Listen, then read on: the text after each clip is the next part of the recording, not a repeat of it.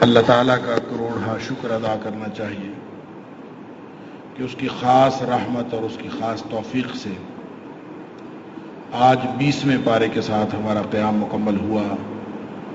اللہ تعالیٰ ہم سب کی طرف سے قبول فرمائے۔ 20ویں پارے میں سورۃ النمل جاری ہے، اس کی بقیہ 34 آیات، آیت نمبر 60 سے لے کر آیت نمبر 93 تک وہ آج کے پارے میں شامل ہیں۔ اس کے علاوہ سورۃ القصص وہ مکمل آج کے پارے میں شامل ہے، اس کی 88 آیات ہیں، اور اس کے علاوہ سورۃ العنکبوت جس کی کل 69 آیات ہیں، اس کی پہلی 44 آیات آج کے پارے میں شامل ہیں۔ گویا سورۃ النمل اور سورۃ العنکبوت نامکمل ہیں اور سورۃ القصص وہ مکمل آج کے پارے میں شامل ہیں۔ سورۃ النمل کے بارے میں کل میں نے عرض کیا تھا کہ اس کا جو بنیادی موضوع ہے سورۃ النمل کا، وہ توحید اور اثبات توحید اور ساتھ قیامت کی نشانیاں اور احوال قیامت بیان ہوئے۔ گزشتہ پارے کا جب اختتام ہوا تھا تو اللہ تعالیٰ نے ایک سوال کیا تھا، اللہ خیر اما یشرکون، کیا اللہ وہ بہتر ہے، ایک اللہ، یا پھر جتنے لوگ شریک ٹھہراتے ہیں وہ بہتر ہے؟ پھر اللہ تعالیٰ نے یہاں پہ کچھ اسی سوال کی ایک ایکسٹینشن، اسی کو توسیع دی ہے اس پارے کی ابتدا میں، امن خلق السماوات والارض وانزل لكم من السماء ماء فانبتنا به حدائق ذات بهجة ما كان لكم ان تنبتوا شجرها أإله مع الله۔ اللہ تعالیٰ اس سوال کو آگے بار بار پوچھتا ہے، بتاؤ اس اللہ کے علاوہ کوئی اور بھی الہ ہے؟ یہ بتاؤ کہ زمین و آسمان کا خالق کون ہے؟ یہ بتاؤ کہ اس کا مالک کون ہے، رازق کون ہے، مدبر کائنات کون ہے، اس کائنات کی تدبیر کون کر رہا ہے؟ اللہ اکبر۔ اور پھر مصیبتوں میں مدد کرنے والا کون ہے، بحر و بر کے اندھیروں میں راستہ دکھانے والا کون ہے؟ اللہ۔ عالم الغیب کون ہے، کیا اس کے علاوہ کوئی اور بھی الہ ہے؟ بار بار اللہ تعالیٰ سوال کرتا ہے، اِلٰہ مع اللہ، کیا اللہ کے علاوہ کوئی اور بھی یہ سارے کام کرنے والا ہے؟ اور پھر یہ چند سوالات کرنے کے بعد پھر اللہ تعالیٰ نے فرمایا، قل ہاتوا برہانکم ان کنتم صادقین، اگر تم سچے ہو تو کوئی دلیل لے کے آؤ کہ جن کو تم شریک ٹھہراتے ہو۔ دیکھو کسی کو کہہ دینا کہ یہ چیز خدا ہے، کسی کی چیز کو خدا کہا جا سکتا ہے۔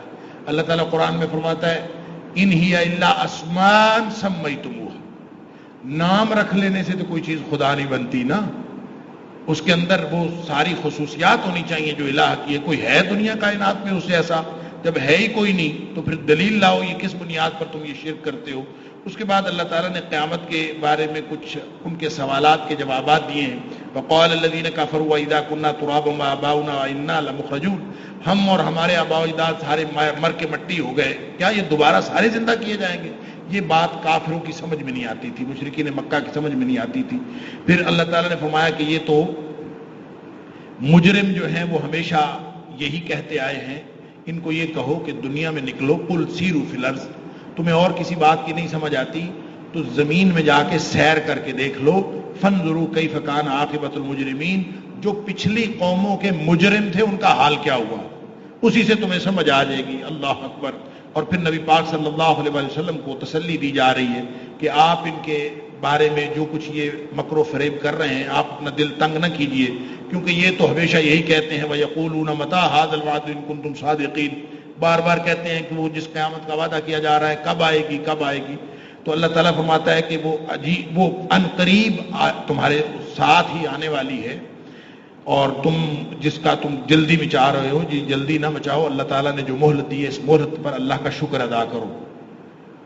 اس کے بعد اللہ تعالیٰ نے فرمایا کہ ان ربک یقضی بینہم بحکمہ وہو العزیز الحکیم، اللہ خود فیصلہ فرماتا ہے اور جب اس کو چاہے گا وہ فیصلہ فرما دے گا، کسی کو یہ معلوم نہیں ہے کہ وہ قیامت کب آنی۔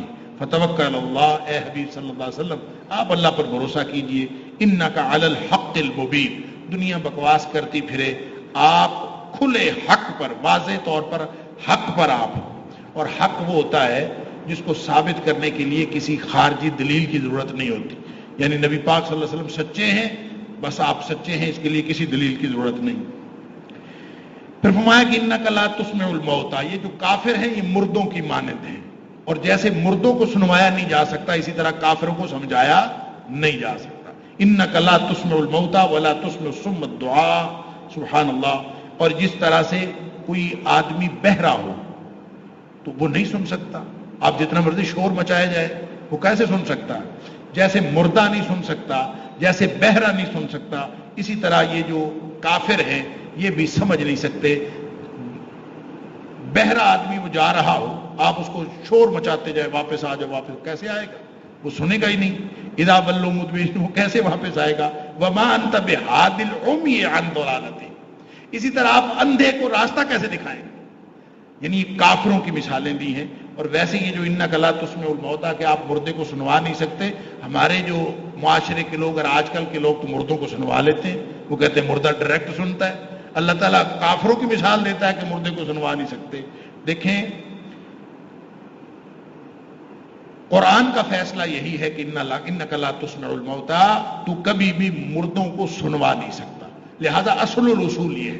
البتہ کچھ چیزیں جو نص سے ثابت ہیں کہ بعض اوقات مردے سنتے ہیں، جو چیز نص سے ثابت ہے وہ ثابت ہے. مثلا موت کے فوراً بعد مردہ سنتا ہے، یعنی موت کے فوراً بعد کچھ وقت تک مردہ محسوس بھی کرتا ہے، وہ سنتا بھی ہے. اور یہ تو میڈیکل سائنس نے بھی پروف کر دیا ہے کہ کئی گھنٹے تک، شاید 72 گھنٹے تک اس کے اندر ایک سننے کی اور محسوس کرنے کی صلاحیت موجود رہتی ہے. آہستہ آہستہ جا کے وہ ختم ہوتی ہے. اسی طرح نبی اکرم صلی اللہ علیہ وسلم نے بدر کے مقتولین، جو بدر میں کافر مارے گئے، ان کافروں کو جب کنویں میں پھینکا گیا تو نبی اکرم صلی اللہ علیہ وسلم نے ان کافروں سے خطاب فرمایا اور آپ نے ان سے تقریر کی ان کے سامنے. صحابہ اکرام حیران ہو گئے. اللہ کے رسول صلی اللہ علیہ وسلم یہ تو کافر ہیں، مرے ہوئے ہیں. تو اللہ کے رسول صلی اللہ علیہ وسلم نے فرمایا تم سے بھی زیادہ سن رہے، جتنا تم سن رہے ہیں نا اس سے بھی زیادہ سن رہے. اب ظاہر ہے کہ جو چیز ثابت ہو گئی تو اس کے لیے تو ولی اللہ ہونے کا بھی ضرورت نہیں ہے. کافر تھے، مرے ہوئے تھے اور وہ سن رہے تھے. جو چیز ثابت ہو گئی وہ اتنی ثابت ہو گئی. اب عجیب بات ہے، ہمارا عجیب مخمصہ ہے. اللہ تعالی ہم سب کو ہدایت نصیب فرمائے کہ وہ جو مردہ ہے جو قبر میں پڑا ہے، جس کے بارے میں قرآن کہتا ہے انک لا تسمع الموتى کہ تم مردے کو نہیں سنوا سکتا، اس کے بارے میں ہمارا خیال ہے کہ وہ ڈائریکٹ سنتا ہے. اور وہ اللہ جس کا اعلان ہے کہ اجیب دعوت الداعی اذا دعان، میں ہر پکارنے والے کی پکار کا جواب دیتا ہوں وہ جب بھی مجھے پکارے، اس کے بارے میں ہمارا خیال ہے کہ وہ ڈائریکٹ نہیں سنتا. یعنی یہ عجیب ہمارا عقیدے کو کسی نے ابہام کا شکار کیا ہے. ایسا کوئی شیطان کا داؤ چلا ہے کہ وہ ہمیں یہ تو سمجھاتا ہے کہ مردہ ڈائریکٹ سن لیتا ہے، جس کے بارے میں قرآن کہتا ہے کہ تو ان کو نہیں سنوا سکتا. اور اللہ کے بارے میں ہمیں مخمصہ یہ ہے کہ اللہ تعالیٰ ڈائریکٹ نہیں سنتا. پہلے ہم قبر والے سے کہیں گے، پہلے ہم کسی بزرگ سے بات کریں گے، پھر وہ اللہ سے بات کرے گا. ہماری ان کے آگے ہوگی، پھر اس کی آگے ہوگی. ڈائریکٹ وہ نہیں سنتا جس نے اعلان کیا ہے کہ نہ کوئی جگہ کی قید ہے، نہ کوئی وقت کی قید ہے، جب مرضی سن لو. تو اللہ تعالیٰ ہمیں ہدایت نصیب فرمائے. یہاں مثال اللہ نے کافروں کی دی ہے کہ کافر اسی طرح نہیں سنتے، جیسے بہرا نہیں سنتا، جیسے مردہ نہیں سنتا، جیسے اندھا نہیں دیکھتا، ایسے ان کو ہدایت نہیں ہوتی. اللہ. اس کے بعد علامات قیامت کا ذکر ہے، اور علامات قیامت اور احوال قیامت. علامات قیامت میں سب سے بڑی علامت کا یہاں ذکر ہے دابہ کا. اللہ تعالیٰ فرماتا ہے کہ وَإِذَا وَقَعَ الْقَوْلُ عَلَيْهِمْ أَخْرَجْنَا لَهُمْ دَابَّةً مِّنَ الْأَرْضِ. جب ان کے اوپر وہ حکم آ گیا نا، جب قیامت آ گئی جس کی جلدی میں چاہ رہے ہیں، تو جو ہی قیامت آئی ایک جانور نکلے گا جس کا نام ہے دابہ. دابہ من الارض، زمین میں ایک جانور نکلے گا. اب قرآن نے تو اتنی بات کہی ہے کہ ایک جانور نکلے گا، تکلمہم ان الناس کانوا بآیاتنا لا یوقنون، اور وہ لوگوں کے ساتھ باتیں کرے گا. ہوگا جانور لیکن وہ لوگوں کے ساتھ باتیں کرے گا. باتیں کیا کرے گا؟ باتیں یہ کرے گا کہ اکثریت لوگوں کی جو ہے وہ اللہ کی آیتوں پر ایمان نہیں لاتی. نبی پاک صلی اللہ علیہ وسلم نے اس کے بارے میں فرمایا کہ ایک دابہ نکلے گا. دابۃ من الارض. اب دابہ نکلے گا، اس سے مراد ایک جانور بھی ہو سکتا ہے کہ وہ ایک ہی جانور ہو. یہ بھی ہو سکتا ہے کہ وہ ایک جانور کی جنس ہو. اس طرح کے کتنی ہزاروں سینکڑوں جانور نکلے. نبی کریم صلی اللہ علیہ وسلم نے فرمایا یہ بالکل آخری وقت پر نکلے گا، جب قیامت کا وقوع بالکل قریب ہوگا. باقی ساری نشانیاں پوری ہو چکی ہوں گی، بلکہ بعض روایات میں آتا ہے کہ جس دن سورج مغرب سے نکلنا ہے نا، اسی دن دابہ نے نکلنا ہے. اور وہ وقت ایسا ہوگا کہ اللہ کی آیتوں پر یقین کرنے والا کوئی بچے گا خال خال، اور عام طور پہ سارے لوگ اللہ کی آیتوں کا انکار کرنے والے ہوں گے. وہ جب آئے گا دابا وہ لوگوں سے بات بھی کرے گا اور لوگوں کو ماتھے پہ نشان لگاتا جائے گا. اس کے ہاتھ میں ایک چھڑی ہوگی اور ایک انگوٹھی ہوگی. جو کافر ہوں گے ان کے ماتھے پہ وہ چھڑی لگائے گا, ان کے ماتھے کے اوپر نشانی لگ جائے گی کافر. اور جو مومن ہوں گے ان کو وہ انگوٹھی لگائے گا, ان کے چہرے منور ہو جائیں گے, ان کے ماتھے پہ لکھا جائے گا مومن. لہذا پوری دنیا میں ہر شخص کو پتہ چل جائے گا. بعض روایات میں آتا ہے کہ لوگ جب آپس میں بیٹھیں گے ایک دوسرے سے بات کریں گے تو یہ کہہ کے کریں گے کافر ادھر آؤ میرے ساتھ بات کرو, وہ کہے گا مومن ادھر آؤ, کیونکہ ہر ایک کو پتہ چل جائے گا کون کافر ہے اور کون مومن. اور یہ بالکل آخری وقت ہوگا زمین پر, اس کے بعد دنیا ختم ہو جائے گی اور قیامت برپا ہو جائے گی. اللہ اکبر. تو اللہ تعالیٰ فرماتا ہے جب قیامت آئے گی تو ایک دم اس وقت واضح ہوگا کون کافر ہے اور کون مومن ہے. اب یہاں تو واضح نہیں ہوتا, ہر شخص اپنے دل میں کفر چھپا کے پھرتا ہے. اللہ تعالیٰ معاف فرمائے. پھر اللہ تعالیٰ نے فرمایا جب قیامت آ جائے گی پھر ہر گروہ میں سے, ہر جو گروہ آئے گا وہ یوم نحشر من کل امت, ہر گروہ میں سے ہم ٹولیاں نکال لیں گے الگ الگ. اب ٹولیاں کیسے نکلنی ہیں؟ اللہ اکبر. کہ ان المرء مع من احب یا ان کا مع من احببت, قیامت کے دن تو اس کے ساتھ ہوگا جس کے ساتھ تو محبت کرتا ہے. اب جب قیامت کے دن لوگ اٹھیں گے نا, اللہ تعالیٰ فرماتا ہے کہ وہ یوم نحشر من کل امت فوجا مما یکذب بآیاتنا فهم یوزعون. یہ جو شرابیوں کی ایک ٹولی آ جائے گی, شرابی سارے ادھر آ جائیں, چور سارے ادھر آ جائیں, زانی سارے ادھر آ جائیں, بدکار سارے ادھر آ جائیں. اللہ اکبر. اور ان کو الگ الگ جو ہے ٹولیوں کی شکل میں لایا جائے گا. اللہ تعالیٰ معاف فرمائے. حتی اذا جاؤ قال کذبتم بآیاتی, پھر ان کو کہا جائے گا کہ چوروں, زانیوں, شرابیوں, ڈاکوؤں, تم نے یہ میری آیتوں کو جھٹلایا تھا اور تم نے میری بات مانی نہیں ہے. اور پھر اس کے بعد اللہ تعالیٰ فرماتا ہے کہ وہاں جب سارے اکٹھے ہو جائیں گے اس دن پھر سور پھونکا جائے گا. اللہ, 4 دفعہ سور پھونکا جانا ہے. قرآن پاک سے یہ ثابت ہوتا ہے اور حدیث سے. اور ایک نفخہ ہے یومن ینفخ فی الصور ففزع من فی السماوات ومن فی الارض, زمین و آسمان کی ہر چیز گھبراہٹ کا شکار ہو جائے گی.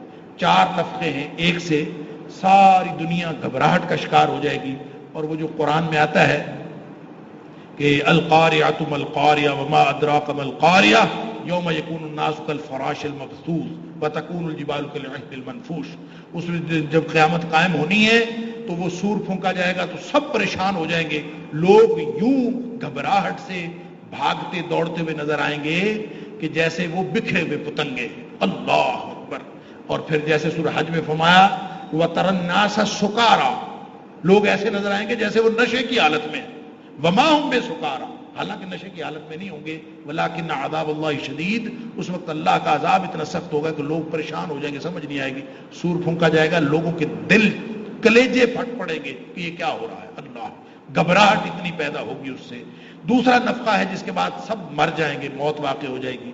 تیسرا نفخہ ہے پھر وہ سور پھونکا جائے گا, پھر سارے جی اٹھیں گے. اور چوتھا نفخہ ہے جب سب حشر میں اکٹھے ہوں گے اور اللہ کے دربار لگے گا, اس وقت پھر ایک نفخہ ہوگا. 4 دفعہ سور پھونکا جانا ہے. اللہ اکبر. پھر اللہ تعالیٰ فرماتا ہے کہ وہ پہاڑ جن کو تم یہاں دیکھتے ہو کہ بڑے ٹھوس, سب سے زیادہ یعنی کسی چیز کی سختی کی اگر مثال دی جاتی تو پہاڑ کی مثال دی. اللہ تعالیٰ فرماتا ہے وَتَرَى الْجِبَالَ تَحْسَبُهَا جَامِدَةً, تو اس کو بڑا ٹھوس سمجھتا ہے کہ یہ پہاڑ ہے اور چٹان ہے, چٹانوں جیسا حوصلہ اور پہاڑ جیسا مثال دی جاتی سختی کی. فرمایا قیامت والے دن تم دیکھو گے وَهِيَ تَمُرُّ مَرَّ السَّحَابِ, جس طرح بادل اڑتے پھرتے ہیں نا, ان کو ہوائیں لیے پھرتی ہیں, اس طرح یہ جو پہاڑ ہیں ان کو بھی ہوائیں لیے پھریں, اڑتے پھر رہے ہوں گے زمین میں. اللہ اکبر. صنع اللہ الذی اتقن کل شیء. اللہ اکبر. یہ اللہ تعالیٰ کی کاریگری ہے کہ اللہ تعالیٰ نے ہر چیز کو یہاں مضبوط بنایا ہوا ہے اور تمہیں سمجھ آتی ہے کہ شاید یہ چیزیں اپنی ذات میں ہیں. پھر اللہ تعالیٰ فرماتا ہے کہ جو بھی نیکی لے کے آئے گا وہ بھلائی میں ہوگا اس دن بے خوف, یعنی من فزع یومئذ آمنون. نیک لوگ جو ہوں گے نا وہ نفخے سے گھبرائیں گے نہیں, یعنی گھبراہٹیں ہوں گی. اب یہ اللہ تعالیٰ کا انعام ہے کہ ہر موقع پر جو لوگ اہل ایمان ہیں ان کے لیے اللہ تعالیٰ نے استثناء رکھا. یعنی جب قیامت والے دن جتنی بھی صورتحال خراب ہوگی, فرمایا اس گھبراہٹ میں جو لوگ ومن جاء بالحسنۃ فلہ خیر منہا, وہ تو اس کے لیے تو خیر ہی خیر ہے. جو نیکی کے ساتھ آئے گا, جس کی زندگی نیکیوں سے بھری ہوئی, اس کے لیے خیر ہے. وَهُمْ مِنْ فَزَعٍ يَوْمَئِذٍ آمِنُونَ، اور اس دن کی گھبراہٹ سے بھی وہ لوگ مامون ہوں گے، بے فکرے ہوں گے، ان کو کوئی پریشانی نہیں ہوگی۔ جیسے اللہ تعالیٰ نے فرمایا کہ سورہ عبس وتولی، سورہ عبس کے اندر فرمایا کہ یوم یفر المرء من اخیہ وامہ وابیہ وصاحبتہ وبنیہ لکل امرئ منہم یومئذ شأن یغنیہ وجوہ یومئذ مسفرہ ضاحکۃ مستبشرہ۔ اللہ، حالات اتنے خراب ہوں گے کہ اولاد اپنے والدین کو چھوڑ جائے گی، والدین اپنے اولاد کو چھوڑ جائیں گے، ہر ایک کو نفسا نفسی، لکل امرئ منہم یومئذ شأن یغنیہ، ہر ایک کو اپنی اپنی پڑی ہوگی، اتنی گھبراہٹ اور پریشانی۔ فرمایا وجوہ یومئذ مسفرہ، کچھ چہرے ہوں گے جو چمک رہے ہوں گے قیامت والے، ماحول انتہائی خوفناک، کچھ چہرے ہوں گے چمک رہے ہوں گے، اور صرف چمک نہیں رہے ہوں گے، ضاحکۃ مستبشرہ، بلکہ ہنس رہے ہوں گے اور بڑے خوش ہوں گے۔ اللہ اکبر، اللہ تعالیٰ ہمیں بھی ان میں سے کرے۔ تو اہل ایمان کو ہر موقع پر اللہ ان کا ایمان، اللہ تعالیٰ ان کے ایمان کی برکت سے وہ بچا لے گا ہر طرح کی گھبراہٹ سے۔ ومن جاء بالسیئۃ، اور جو لوگ اس دن برائیاں لے کے آئیں گے، فکبت وجوہہم فی النار، وہ اوندھے کر کے جہنم کے اندر پھینکے جائیں گے۔ اللہ تعالیٰ معاف فرمائے۔ فرمایا انما امرت ان اعبد رب هذه البلدہ، اے حبیب صلی اللہ علیہ وسلم آپ ان کو فرما دیجئے میرے ذمے تو ہے کہ میں اس گھر کے مالک کی بندگی کروں اور تمہیں بھی اس کی تبلیغ کر دوں، صرف پیغام پہنچا دینا ہے، کوئی مانتا ہے تو مانے، کوئی نہیں مانتا تو نہ مانے۔ آگے سورۃ القصص ہے۔ سورۃ القصص یہ بھی اس دور کی صورت ہے، یعنی مکی دور کی، جب مسلمان تعداد میں کم تھے، مسلمان قوت میں کمزور تھے، مقابلے میں جو مشرکین تھے ان کے پاس طاقت بھی تھی، ان کے پاس حکومت بھی تھی، سرداری بھی تھی، افرادی قوت بھی ان کے ساتھ تھی، مسلمان بیچارے کمزور تھے۔ اس موقع پر یہ بتایا گیا ہے کہ اصل قوت اللہ کی ہے اور اصل قیمت ایمان کی ہے۔ یعنی جتنی مرضی آپ دنیا میں قیمتی اشیاء لے کے پھرتے رہیں، دنیا کائنات کی سب سے قیمتی چیز ایمان ہے، اور دنیا کی سب سے زیادہ جو اصل قوت ہے وہ اللہ کی ہے۔ لہذا دنیا میں کوئی قوت اپنی حقیقت کوئی نہیں رکھتی۔ یہاں پہ موسیٰ علیہ السلام کے قصے کی تفصیل اور تکمیل ہوئی ہے سورۃ القصص میں۔ دیکھیں سورہ شعراء میں بھی بیان ہوا ہے موسیٰ علیہ السلام کا قصہ، اور پھر کچھ سورہ نمل میں بھی اختصار کے ساتھ بیان ہوا۔ یہاں سورۃ القصص کے اندر آ کے زیادہ تفصیلات ہیں، یا تو سورہ شعراء میں قصہ موسیٰ کی زیادہ، موسیٰ علیہ السلام اور فرعون کی زیادہ تفصیلات ہیں، یا پھر یہاں سورۃ القصص کے اندر تفصیلات ہیں اصل میں۔ لیکن یہاں فوکس یہ ہے کہ مادی قوت، دنیا کی ساری بادشاہت، اس کے مقابلے میں ایمانی قوت، یعنی حضرت موسیٰ علیہ السلام ایک شیرخوار بچہ ہے اور اس کے مقابلے میں وقت کی سپر پاور ہے۔ اور پھر بالآخر دنیا نے دیکھا کہ وہ شیرخوار بچہ وہ بڑا ہوا، ایمان کی دولت اس کو نصیب ہوئی، ایمان کی دولت سے وہ اس سپر پاور کو ہرا گیا، وہ جیت گیا اور سپر پاور ہار گیا۔ یہ اصل میں کہانی سنائی ہے اللہ کریم نے، اور فرمایا کہ وہ جو شیرخوار بچہ تھا، سبحان اللہ، ساری اس متکبر فرعون نے ساری احتیاطیں کی، فَالْتَقَطْهُ آلُ فِرْعَوْنَ لِيَكُونَ لَهُمْ عَدُوًّا وَحَزَنًا۔ اللہ تعالیٰ نے فرمایا کہ ساری احتیاطیں اس نے کی کہ میں اس دشمن سے بچ جاؤں، بچے قتل کروا دیے، ہر اس کو نجومیوں نے بتا دیا تھا کہ آنے والا ہے، ساری اس نے تدبیریں کر لی، لیکن اللہ تعالیٰ نے اس کے گھر پہنچا دیا اس کا دشمن، اور اس کے گھر میں جا کے اس نے پرورش پائی۔ اللہ اکبر۔ اور فرمایا کہ ان وعد اللہ حق ولکن اکثرهم لا یعلمون، لوگوں کو پتہ نہیں ہے جو چیز اللہ نے کرنی ہوتی ہے وہ ہو کے رہتی ہے، بظاہر اسباب جیسے مرضی ہو۔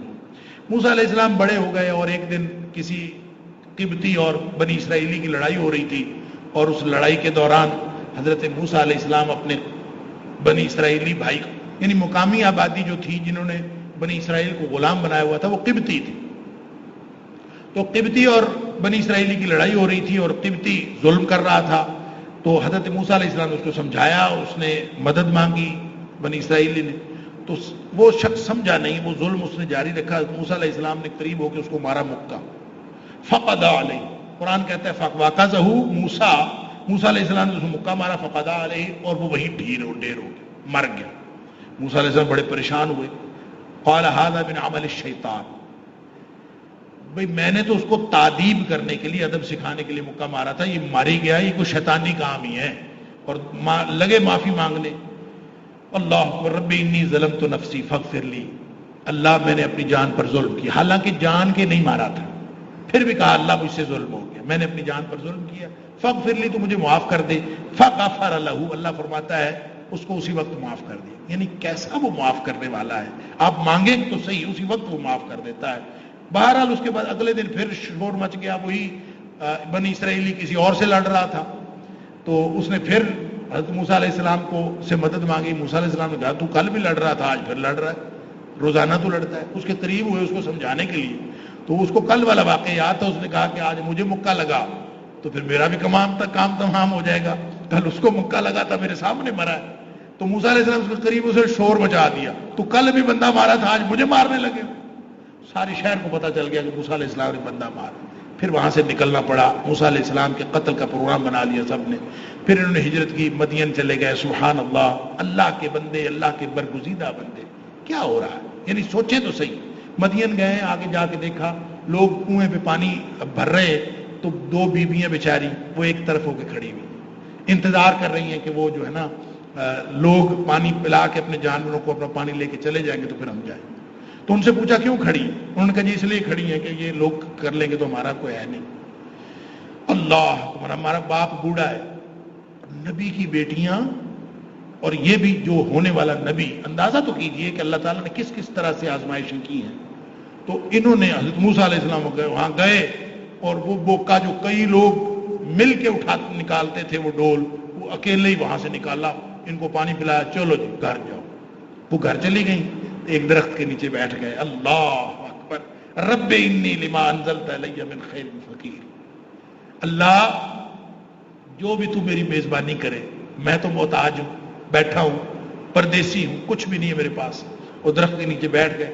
تھوڑی دیر بعد وہ آ گئی، ایک بچی گھر سے جا کے والد سے اجازت لے کے وہ آ گئی، اور آ کے کہا کہ میرا والد تمہیں بلاتا ہے، ان ابی یدعوک۔ اللہ، اس میں مفسرین نے اتنے شاندار نقطے لکھے ہیں، اتنی خوبصورت یہ کہانی ہے کہ وہ خواتین کو کیسے پتا چلا کہ وہ خاتون کہتی ہے کہ گھر جا کے وہ کہتی ہے ابا جی اس کو نوکر رکھ لیں، یہ بڑا امانت دار آدمی، یہ قوی بھی ہے، قوت والا بھی، امانت دار، اس کو کیسے پتا چلا؟ اللہ، یعنی اس نے نگاہوں سے پتا کر لیا کہ اس کی نگاہوں میں حیا ہے، یہ امانت دار آدمی ہے، حالانکہ کچھ نہیں پتا تھا کہاں سے آیا، کون ہے۔ نگاہوں سے اندازہ ہوا کہ یہ کتنا باحیا آدمی ہے، اور جو باحیا ہوتا ہے وہی امانت دار ہوتا ہے۔ تو یا ابا تستاجر ہو، ابا جی اس کو ہم نوکر رکھ لیں، ان خیر من استاجرت القوی الامین، بہترین نوکر تو وہی ہوتا ہے نا جو امانت دار بھی ہو اور قوی بھی ہو۔ قوی تو انہوں نے دیکھ لیا کہ بوکا اکیلے نکال لیا تھا، طاقت بڑی تھی، اور امانت دار کیسے؟ وہ جو انٹریکشن ہوا اسی سے سمجھ آ گئی کہ یہ باحیا آدمی ہے۔ اللہ، بہرحال ایک بات طے ہو گئی کہ میں اپنی بیٹیوں میں سے کسی ایک کا نکاح کر دیتا ہوں، اور 8 سال اگر تو میری بکریاں چرا دے تو ٹھیک ہے، 2 سال اور کر لے تو تیری مہربانی ہوئی، تو 8 سال کی تو شرط ہے، ٹھیک ہے۔ حضرت موسیٰ علیہ السلام نے وہیں پہ تو رہائش بھی مل گئی، بیوی بھی مل گئی، اور 8 سال وہاں پہ بکریاں چلائیں، 10 سال چلائیں، اور پھر وہاں سے جب مدت پوری کرنے کے بعد واپس نکلے تو اب وہ جا رہے ہیں، اور وہاں سے جب وادی کے پاس سے گزرنے لگے تو وہاں نور دیکھا، وہ اصل میں اللہ کا نور تھا، یہ سمجھے کہ آگ ہے، آگ لینے کے لیے وہاں گئے، اور راستہ بھولے ہوئے تھے کہ وہاں جائیں گے، تو وہاں اللہ تعالیٰ نے فرمایا کہ میں تیرا رب ہوں اور تو میرے ساتھ، یعنی اللہ تعالیٰ نے وہاں پہ فرمایا فلما اتاها نودي من شاطئ البيت الامن من البقعة المباركة من الشاطئ ان يا موسى اني انا الله رب العالمين۔ اللہ تعالیٰ نے آواز دی میں تیرا رب العالمین۔ حیران ہو گئے اور فرمایا یہ سوٹا پھینک دو، سوٹا پھینکا، وان القی عصاک، پھینکا، وہ سانپ بن گیا، دیکھ کے دوڑ پڑے، واللہ مدبرا ولم یعقب، پیچھے مڑ کے دیکھا بھی نہیں۔ سبحان اللہ، دیکھیں اس کا مطلب ہے کہ یہ جو فطری احتیاجات ہیں، فطری بے بسی ہے، وہ انبیاء میں بھی ہوتی ہے۔ اللہ تعالیٰ نے بہترین انسان بنایا ہوتا ہے لیکن ان کے اندر فطری احتیاجات موجود ہوتی ہیں۔ اللہ اکبر، نشانیاں دے کے سب کچھ دے کے اللہ تعالیٰ نے فرمایا کہ جاؤ جا کے فرعون کے ساتھ گفتگو کرو، نبی بن گئے ہو، نبوت دے دی ہے، مشن تمہارا جا کے فرعون، اللہ مجھ سے تو قتل ہوا ہے، رب انی قتلت منہم نفسا، ان میں سے ایک بندہ مارا ہے، فاخاف یقتلون، مجھے ڈر ہے میں وہاں جاؤں گا، مجھے دیکھتے ہی وہ مجھے قتل کر دیں گے، میرا مشن سارا کدھر گیا؟ اللہ تعالیٰ نے فرمایا کوئی مسئلہ نہیں، تم جاؤ، ہم تمہاری حفاظت کریں گے۔ اللہ اکبر، سنشد عضدک باخیک، ساتھ تیرے بھائی کو بھی کر دیتے ہیں، ہارون علیہ السلام کو، اور تم جاؤ اور تمہارے لیے ہم دلیل خود بنائیں گے، قوت خود پیدا کریں گے، وَنَجْعَلُ لَكُمَا سُلْطَانًا، تم دونوں کے لیے ہم غلبہ عطا فرما دیں گے، تم جاؤ تو صحیح۔ اللہ، تو یہ وہ قصہ ہے کہ فرعون کے گھر میں پلنے والا اب فرعون کے دربار میں اللہ کی دعوت دے رہا ہے، سبحان اللہ۔ اور وہاں جب جا کے دعوت دی، فلما جاء موسیٰ بآیاتنا بینات قالوا ما هذا الا سحر مفترى، انہوں نے دیکھتے ہی کہا کہ یہ جادو ہے۔ وہ دور ہی جادو کا تھا۔ اللہ تعالیٰ جب معجزے عطا کرتا ہے تو اس دور کے حساب سے عطا کرتا ہے۔ وہ دور جادو کا تھا۔ موسیٰ علیہ السلام کو جو معجزے ملے وہ ایسے ہی تھے۔ سانپ اگر سوٹا اگر سانپ بن جائے، سانپ بن جائے تو یہ جادو ہی لگتا ہے، لہذا وہ ایسے محسوس ہو رہا تھا کہ یہ جادو ہی ہے۔ اس نے بھی یہ سمجھا یہ تو جادو ہے، تو اس کا ہم مقابلہ کریں گے۔ جادوگر بلا لیے اور مقابلہ کیا، اللہ اکبر۔ یہاں پہ ایک اور بات ہے کہ فرعون نے کہا، جب حضرت موسیٰ علیہ السلام نے رب کے بارے میں بتایا تو وہ حیران ہو گیا۔ اس نے کہا کہ رب کہاں ہے؟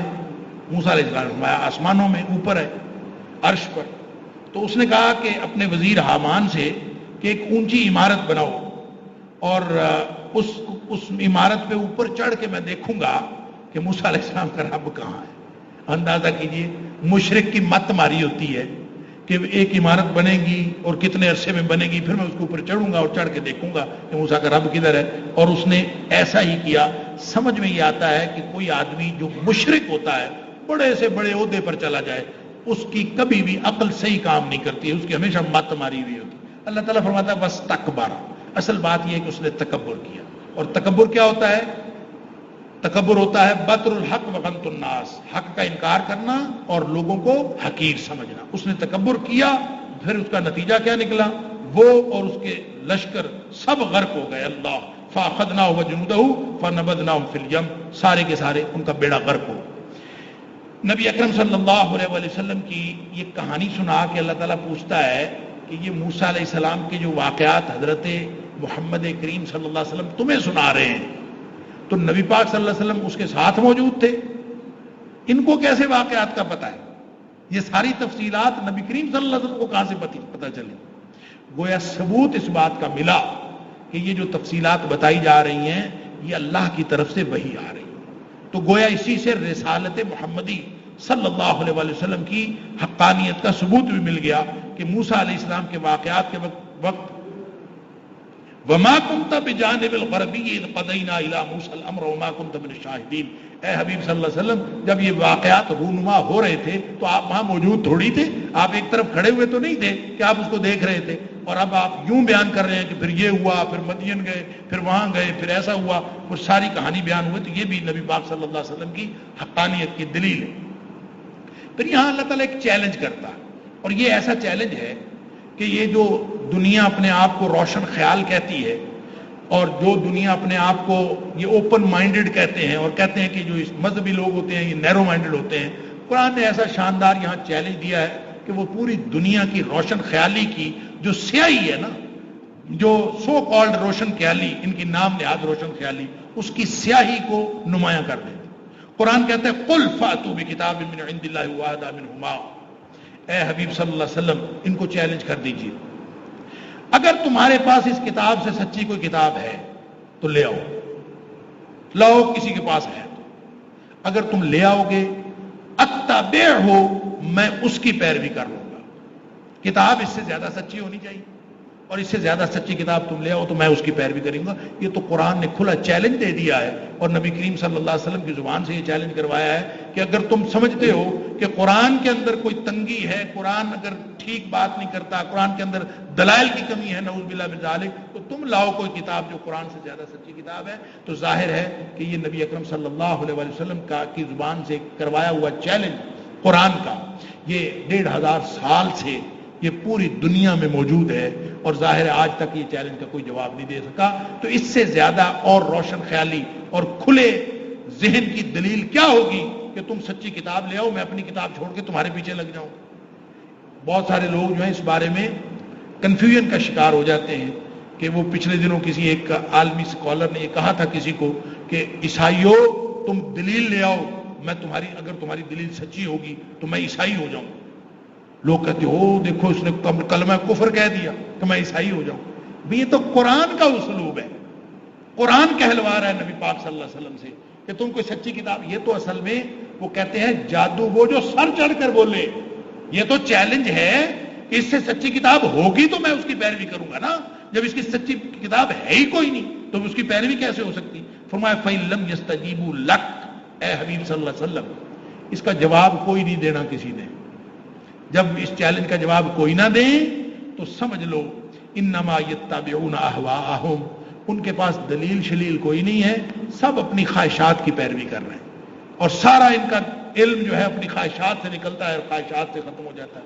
اس کے بعد اللہ تعالیٰ نے اہل ایمان کی تعریف کی ہے اور اہل ضلالت جو گمراہی والے جو مشرکین ہیں ان سے چند سوالات کیے ہیں. پھر آیت نمبر 68 سے 73 تک دلائل توحید ارشاد فرمائے ہیں. اور پھر قارون کی مثال دی ہے کہ قارون وہ تھا کہ 300 خچروں پر اس کی چابیاں آتی تھیں. ایک بہت بڑی جماعت جو ہے وہ اس کی خزانوں کی چابیاں اٹھاتی تھی. اس قدر اس کے پاس مادی قوت اور دولت تھی اور لوگ یوں اس کو دیکھتے تھے. کیا بات ہے، ہر شخص اس کو دیکھ کر رال ٹپکتی تھی.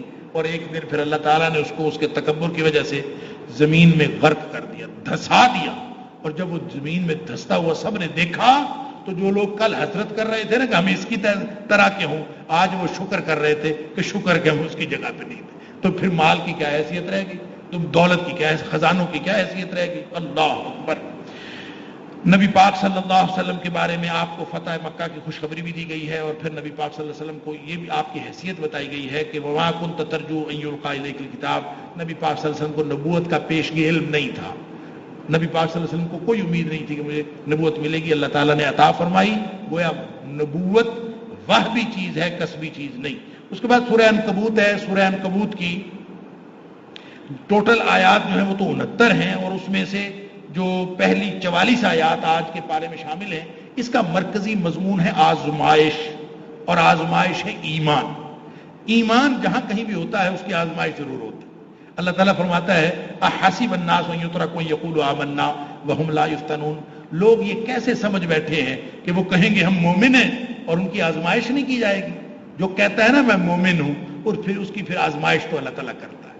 جیسے سورہ بقرہ میں فرمایا حسبتم ان تدخلوا الجنۃ ولما یاتکم مثل الذین من قبلکم، کہ ابھی تو تمہارے اوپر ویسے حالات آئے ہی نہیں جس طرح کے پہلی امتوں پر حالات آئے تھے. تم سمجھتے ہو ایسے ہی کہہ کہ میں مسلمان ہوں تو ایسے ہی جنت میں چلے جاؤ گے. اللہ اکبر. ایسے نہیں ہوتا. اللہ تعالیٰ آزماتا ہے.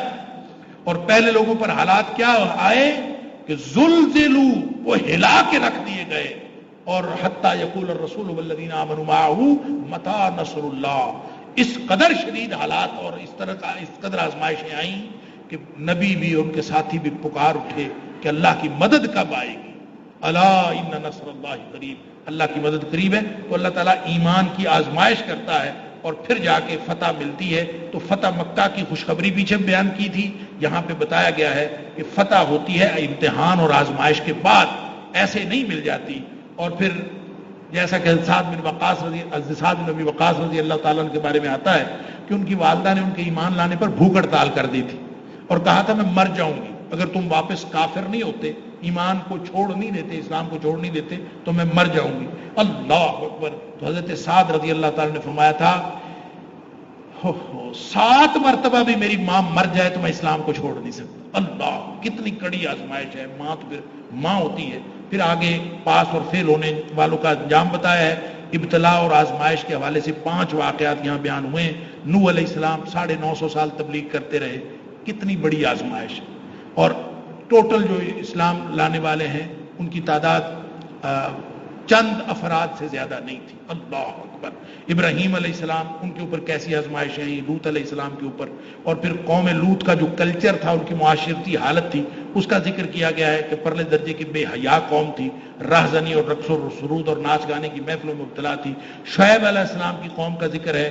عاد و سمود کا ذکر، فرعون کا اجمالاً ذکر، اور بتایا کہ ان ساری جو پوری تاریخ ہے ان واقعات کے ذریعے سمجھ جو بات آتی ہے وہ یہ کہ جو راہ حق ہے ان میں رکاوٹیں آتی ہیں، بالآخر ان کا صفایا ہو جاتا ہے. اور دوسری بات یہ کہ تمام مشرکوں پر عذاب آیا اللہ تعالیٰ فرماتا ہے کسی پر کیسا عذاب آیا، کسی پر کیسا عذاب آیا، کسی کے اوپر زلزلہ آیا، کسی کے اوپر چنگھاڑ پڑی، کسی کے اوپر آندھی آئی، کسی کے اوپر پتھروں کی بارش آئی، سب لوگوں کو اللہ تعالیٰ نے ملیا میٹ کر دیا. وَتِلْكَ الْأَمْثَالُ نَضْرِبُهَا لِلنَّاسِ وَمَا يَعْقِلُهَا إِلَّا الْعَالِمُونَ.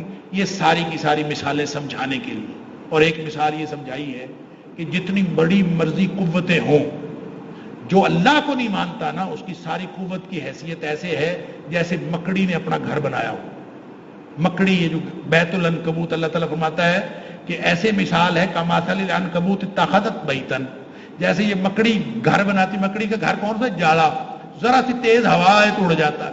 فرمایا ان اوہن البیوت لبیت العنکبوت، دنیا کائنات میں اس سے کمزور گھر اور کسی کا نہیں جتنا مکڑی کا گھر ہوتا ہے.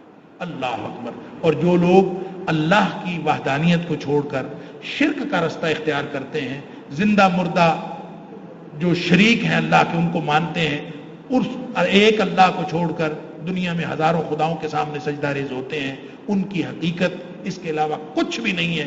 چاہے ان کے پاس خزانے قارون جتنے ہوں، چاہے ان کے پاس قوت فرعون جتنی ہو، چاہے ان کے پاس سارا کا سارا معاشرہ ایک ہی ڈگر پر چل رہا ہو، ان کی کوئی حیثیت نہیں ہے. بالآخر ان سب نے مر کھپ جانا ہے. دنیا میں بھی اللہ تعالیٰ نے ان کے اوپر عذاب نازل کرنا ہے، اور آخرت میں بھی. اللہ تعالیٰ ہم سب کو قرآن سمجھنے اور عمل کرنے کی توفیق عطا فرمائے. وآخر دعوانا